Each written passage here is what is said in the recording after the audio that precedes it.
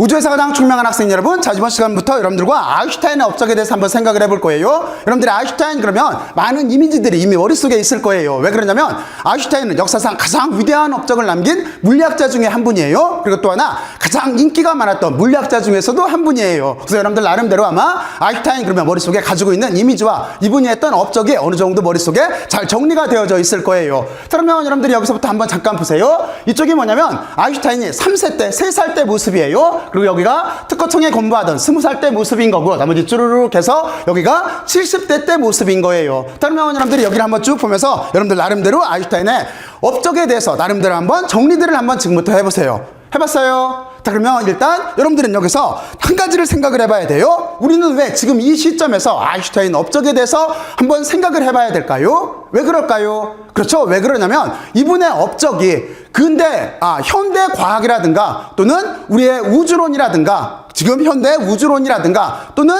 여러분들이 좀 더 나가서 현대 문명을 다 포괄할 정도로 엄청나게 공헌을 많이 했던 분이에요. 바로 그렇기 때문에 지금 이 시점에서 우리는 아인슈타인의 업적을 한번 이해를 해보고, 그리고 이거를 한번 잘 정리를 해보고, 그리고 이것을 다시 우리가 논리적으로 잘 이해를 한 다음에 여러분들 미래에 도움이 될 수 있도록 이렇게 활용하는 연습들을 한번 해봐야 돼요. 그렇죠? 역사상 가장 위대했던 천재 중에 천재예요. 그러면 여러분들은 여기까지 우리의 학습 목표에 대해서는 잘 이해를 했을 거예요. 자, 그러면 이제 여러분들이 한테 다시 한번 질문할게요. 그러면 아인슈타인 업적 중에서 가장 여러분들이 머릿속에 가장 먼저 남는 건 어떤 게 있어요? 그렇죠? 제일 먼저 남는 거는 아마 상대성 이론일 거예요. 그렇죠? 그런데 먼저 우리가 상대성 이론이라고 하는 걸 이해하기 전에 먼저 한 가지 생각해보고 넘어갈 게 있어요. 그래서 저는 순서를 어떻게 설명을 할 거냐면 먼저 기적의 해라고 하는 게 있어요. 그 아누스 밀라빌리스라고 하는 기적의 해라고 하는 게 있어요. 이 기적의 해를 만들었던 분은 두 분이 있어요. 한 분은 뉴턴, 그리고 또 한 분은 여기 있는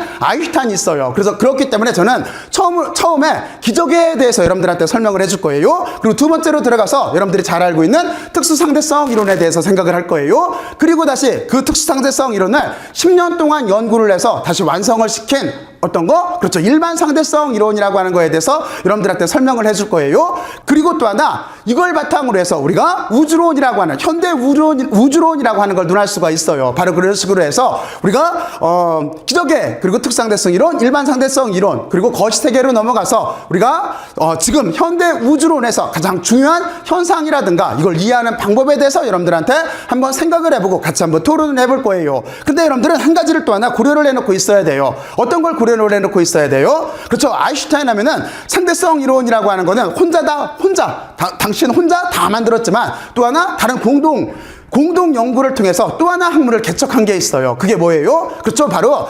양자역학이라고 하는 학문의 포문을 연 사람도 여기에 있는 아인슈타인이에요. 그렇잖아요. 왜 이 문제가 중요하냐면 현대 과학이라고 하는 거는 상대성 이론하고 양자 이론이라고 하는 이 두 가지 뿌리를 가지고 시작을 한 거예요. 그러니까 상대성 이론이라고 하는 거는 거시세계를 논하는 거예요. 태양별 은하 우주를 논하는 거고, 그리고 여러분들이 잘 알듯이 양자역학이라고 하는 거는 아주 작은 세상을 논하는 거예요. 바로 이 문제에 대해서도 아인슈타인이 지대한 공헌을 해요. 그래서 제가 예전에 여러분들한테 영상에서 어떤 설명을 해줬냐면 빛이란 무엇인가라고 하는 주제를 바탕으로 해서 빛이 뭘 것 같아요? 입자일 것 같아요? 파동일 것 같아요? 바로 이 주제부터 시작을 해서 여러분들한테 원자론이라고 하는 거에 대해서 얘기를 했어요. 데모크리투스의 원자론부터 시작을 해서 톰슨의 모델이라든가 예를 들어서 라더퍼덴의 모델이라든가 또는 우리가 닐스 보의 모델이라든가 이걸 바탕으로 여러분들한테 원자 모델의 발전 모델을 설명을 해줬고, 그리고 나서 막스 프랑크 상수에 대해서 얘기를 해줬어요. 그리고 이걸 제대로 처음으로 해석한 사람이 여기에 있는 아인슈타인이다라고 하는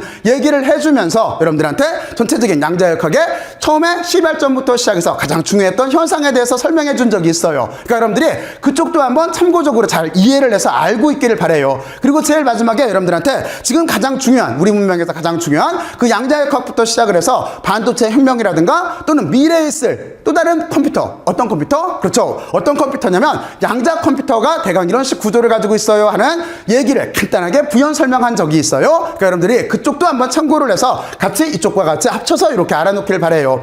자, 그러면 이제 저는 여러분들한테 전체적으로 어떤 식으로 여기 영상에서 어떤 식으로 여러분들한테 논리를 전개시킬 거다라고 하는 얘기를 이제 얘기를 했고, 그러면 지금부터 해서 본론으로 들어가서 한번 하나하나 차근차근 알아보죠. 자, 그러면 먼저 처음에 우리가 눈할 거는 조금 아까 말했듯이 기적의 해라고 하는 이 주제로 잠깐 알아봐야 돼요. 왜 그러냐면 아인슈타인의 업적 중에서 가장 대표적인 게 한 해에 다 만들어져요. 한 해에 다 만들어지게 되는데 그 해를 오죽했으면 기적의 해라고 부르겠어요. 그리고 그때가 언제냐면 1905년도예요. 여러분들이 먼저 1905년도 정도를 머릿속에 있는 타임머신을 타고 돌아가서 한번 이때 시대 배경이 어땠나, 그리고 이때 알고 있는 과학적 지식이 어땠고, 이때 당시까지 알고 있던 우주론이라고 하는 게 어땠나 하는 거를 지금부터 한번 머릿속으로 한번 생각들을 먼저 한번 해보세요. 생각들 해봤어요? 그런데 이렇게 막대한 영향을 줬던, 막대한 연구 결과를 내놓았던 1905년 바로 이 기적의 해와 버금가게 먼저 선행해서 기적의 해를 1차적으로 만들었던 인물이 있어요. 그분이 누구? 그렇죠. 그분이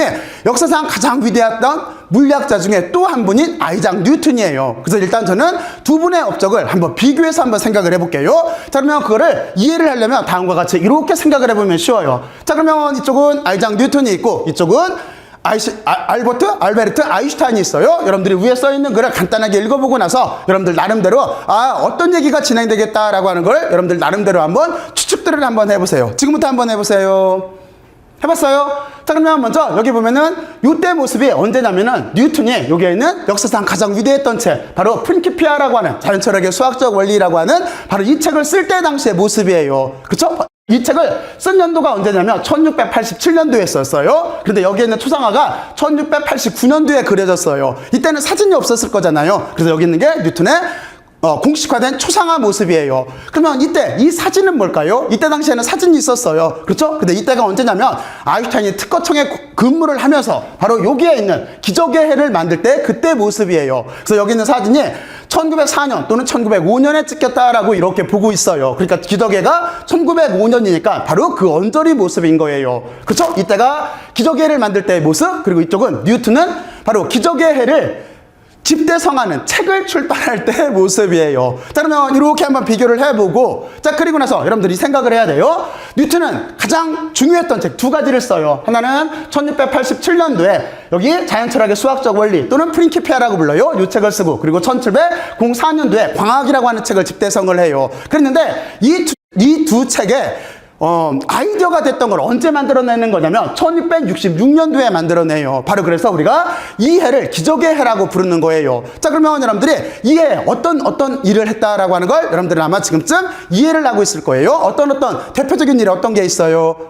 생각들 나요? 자, 그러면 여기서 일단은 이쪽으로 이렇게 돌려놓고 여러분들이 여기를 한번 볼 때 이때 시대 배경에 대해서 잠깐 얘기를 해줄게요. 이때 뉴턴은 어떤 입장이었냐면 캠브리지 대학이라고 하는 대학교를 다니다가 실제적으로 보면은 여기 1665년도에 사실은 졸업을 해요. 졸업을 일단 한 상태에서 그때 유럽에서 제2차 흑사병이 발병을 다시 한 거예요. 그래서 어떻게 됐겠어요? 그렇죠? 뉴턴도 어떻게 하냐면 울주소프라고 하는 그러니까 고향이 거기에요. 고향명이 울주소프라고 하는 고향으로 돌아가요. 고향으로 돌아갔다가 여러분들이 잘 알고 있는 역사적인 사건이 일어나요. 그게 뭐냐면 고향으로 돌아가서 흑사병이 돌았으니까 대학에서 나와서 고향으로 돌아가서 나무 밑에서 사과나무 밑에서 이렇게 책을 보고 있는데 사과가 뚝 떨어지더라. 그 얘기인 거잖아요. 근데 뉴턴은 그때 위대한 질문을 해요. 어떤 질문을 하냐면 사과는 떨어지는데 달 너는 왜 안 떨어지니? 하는 질문을 통해서 만유인력 법칙이라고 하는 걸 이렇게 만들어냈다라고 하는 건 여러분들은 잘 알고 있을 거예요. 이게 첫 번째 업적이에요. 바로 그 당시에.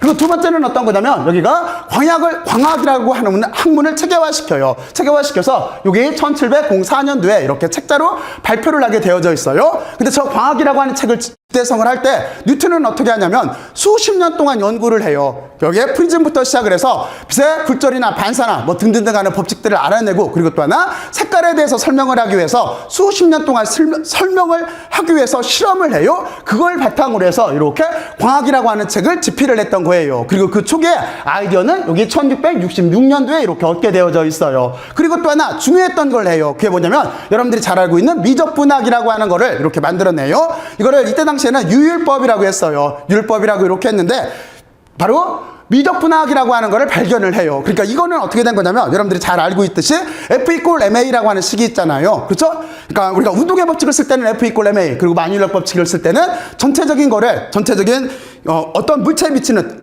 힘을 계산을 해야 되니까 그 전체를 적분해야 되겠죠. 바로 이런 것들이 필요했었는데 그 당시에는 마땅한 수학이 없었어요. 수학이 없어서 바로 이렇게 미적과 적분, 미분과 적분이라고 하는 걸 자기가 창안을 하게 되어져 있어요. 그래서 이거를 세 개를 이렇게 합쳐서 이때가 몇 살 때였냐면 24살 때 정도 돼요. 바로 그래서 그 해를 기적의 해라고 해요. 그리고 다시 말하자면 여기에 있는 책은 이때 얻었던 아이디어를 수십 년 동안 연구를 해서 이렇게 책자로 발간을 했던 거예요. 그러면 여러분들은 여기까지 이제 잘 이해를 했을 거라고 생각을 하고, 그리고 또 한 가지, 여기 광학이라고 하는 책에서는 또 하나 중요했던 주장을 하죠. 어떤 주장을 하냐면 이따가 이쪽 아인슈타인하고 엮여져 있기 때문에 먼저 얘기를 할게요. 뉴턴은 어떻게 주장을 했냐면 빛이라고 하는 거를 파동일까 입자일까 라고 하는 질문에서 여러분들 뉴턴은 뭐라고 주장을 했어요? 그렇죠. 뉴턴은 그 당시에 대다수 과학자들은 파동이라고 생각을 하고 있었었는데 그 당시에 주축이 됐던 과학자는 영국의 뉴턴의 선배이면서 나중에 조금 이렇게 많은 갈등도 있었던 그 또 하나 위대한 업적을 남겼던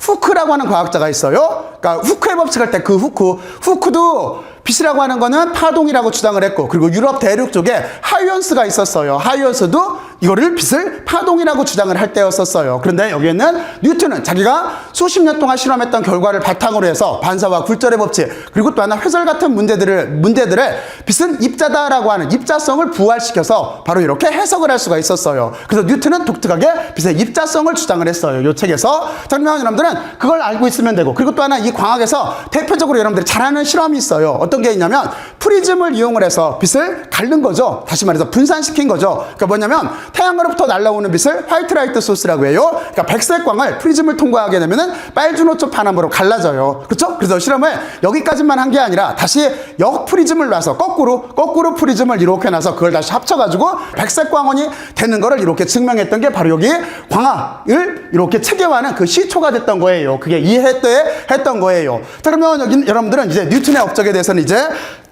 잘 이해를 했을 거예요. 자, 그리고 이제 그와 대응되는 아인슈타인의 기적의 해가 있어요. 여기에 업적은 제가 어떻게 할 거냐면, 지금 아인슈타인이 주인공이기 때문에 먼저 네 가지 논문이 나오는데 거기에 대해서 전체적으로 한번 먼저 보여줄게요. 이걸 먼저 보여준 다음에 나머지 세부적인 부분은 이 안으로 들어가서 이렇게 설명을 할게요. 나중에 하나하나 다시 설명을 다시 해줄게요. 자, 그러면 여기를 이렇게 전체적으로 보게 되면은 다음과 같이 1905년도에 네 가지 논문을 발표를 해요. 여러분들이 여기를 쭉 한번 지금부터 봐요. 봤어요? 그러면 첫 번째는 어떤 거냐면 광전 효과라고 하는 거고, 그리고 이거는 양자역학을 여는데 포문을 만들어요. 그리고 또 하나 이 광전 효과라고 하는 게 조금 전에 여기서 말했던 뉴턴이 주장을 했던 빛의 입자성이라고 하는 걸 부활시킨 거예요. 그리고 또 하나 브라운 운동이라고 하는 걸 만들어요. 이때부터 우리 사람들은, 우리 그때 당시의 인류들은 원자라고 하는 게 실제한다라는 걸 이렇게 알게 돼요. 믿게 돼 있어요. 왜 그러냐면 이 당시까지만 하더라도 원자가 실제하는 물체라고 생각을 안 했어요. 실제하는 게 아니라고 생각을 했어요. 어떤 관념이라고만 생각을 했어요. 근데 브라운 운동을 통해서 원자가 실제한다라고 하는 걸 증명했었어요. 그리고 여러분들이 잘 알고 있는 특수상대성 이론이라고 하는 게 있어요. 그래서 이 특수상대성 이론은 나중에 중력이라고 하는 걸 여기다 포함을 시키면서 아인슈타인이 다시 10년 동안 연구를 해서 어떻게 돼요? 그렇죠. 이때부터 일반 상대성 이론으로 이렇게 바뀌게 되어져 있어요. 그만큼 아인슈타인의 대명사처럼 쓰이는 게 특수상대성 이론, 그리고 여기에는 안 써 있는데 일반 상대성 이론이에요. 왜냐면 일반 상대성 이론은 요 해에는 생각을 못 해요. 나중에 더 노력을 해서 중력이라고 하는 걸 포함시켜서 일반 상대성 이론으로 발전을 해요. 그리고 또 하나 이때 당시에 나왔던 논문이 어떤 거냐면 질량 에너지 등가성이라고 하는 거예요. 여러분들이 잘 알고 있는 시 어떤 게 있어요? 두 가지 물리법칙. 그러면 이쪽에서 어떤 게 있어요? F=ma가 있죠. 등호 하나에 기호 3개. 이거로 질량을 가진 모든 물체의 운동을 눈했던 거잖아요. 대단한 통찰력이에요. 그러면 이쪽은 여기 질량 에너지 등가성 어떤 식이 있어요? 어떤 법칙이? 그렇죠.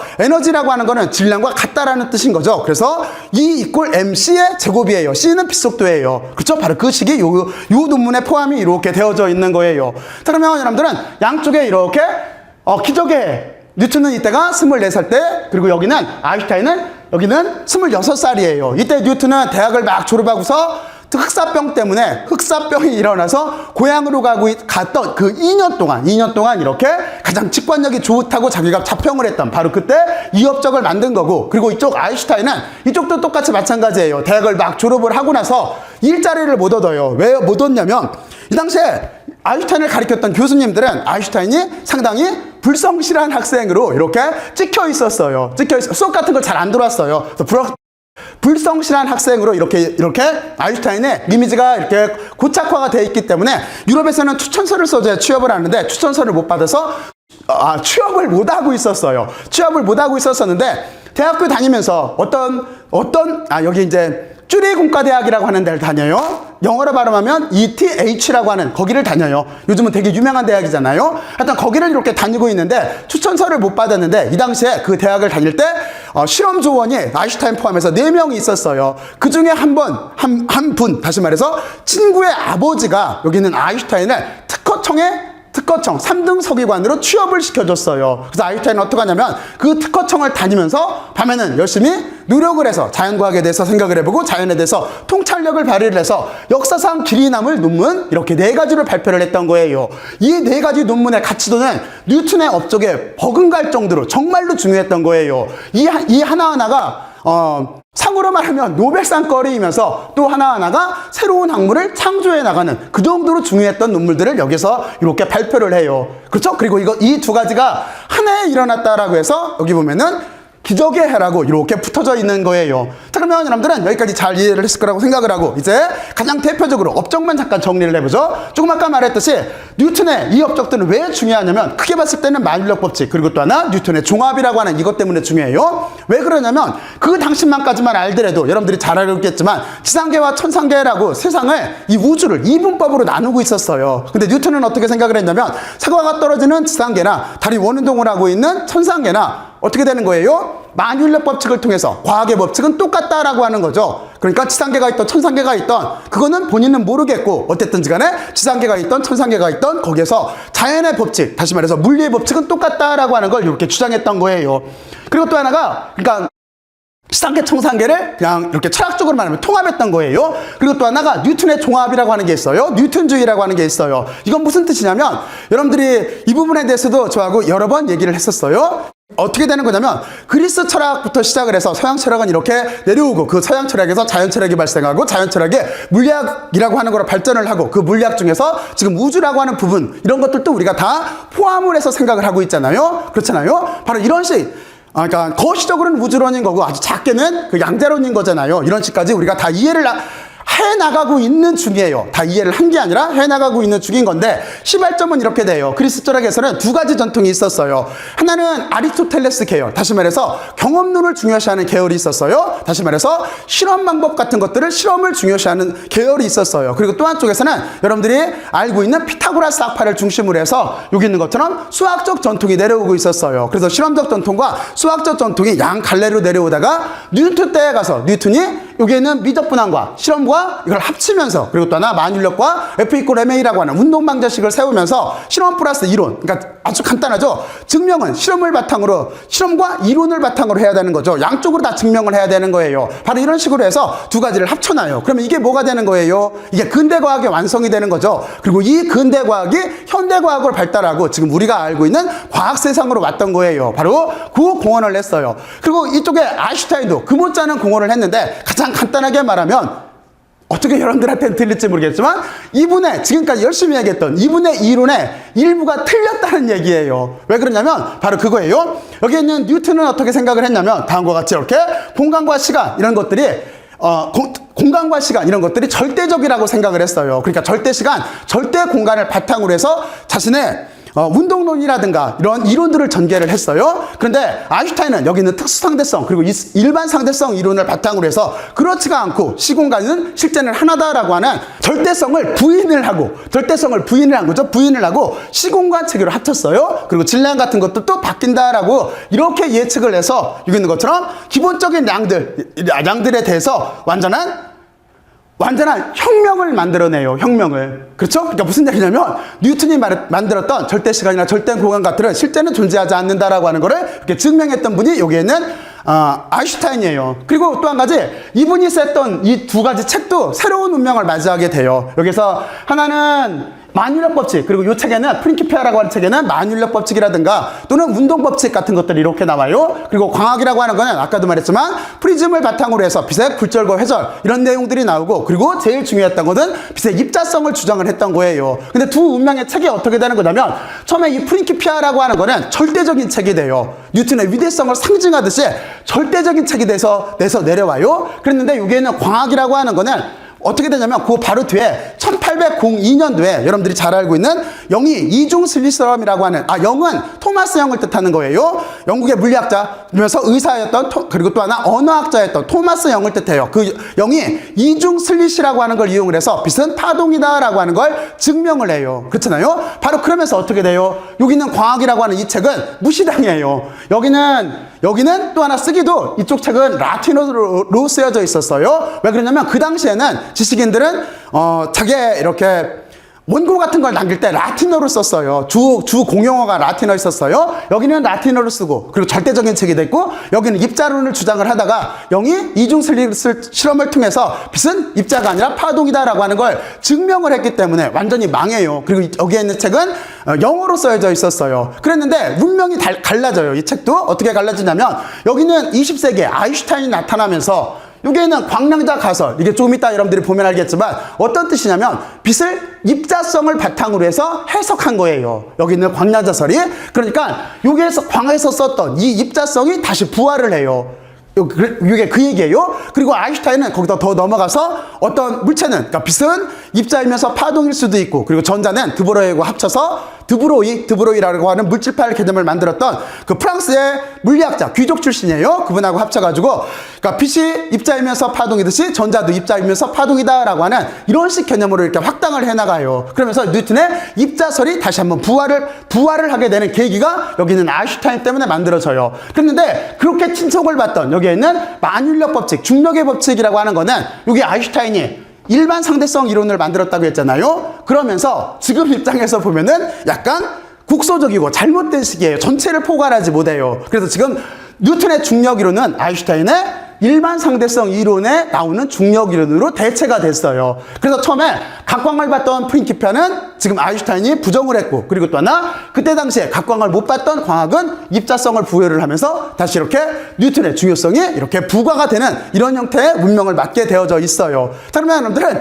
여기까지 이렇게 기본적인 내용을 이렇게 이해를 하고, 자, 그러면 여러분들은 여기까지 한번 여러분들 나름대로 한번 쭉 한번 정리들을 한번 해보세요. 지금부터 한번 해보세요. 해봤어요? 자, 그러면 지금부터 이제 위에 있는 광전 효과부터 시작을 해서 다시 차근차근 한번 여기 있는 네 가지 여기 중요했던 업적에 대해서 여러분들과 같이 다시 한번 생각을 해볼게요. 자, 이제 다음 주제로 넘어가요.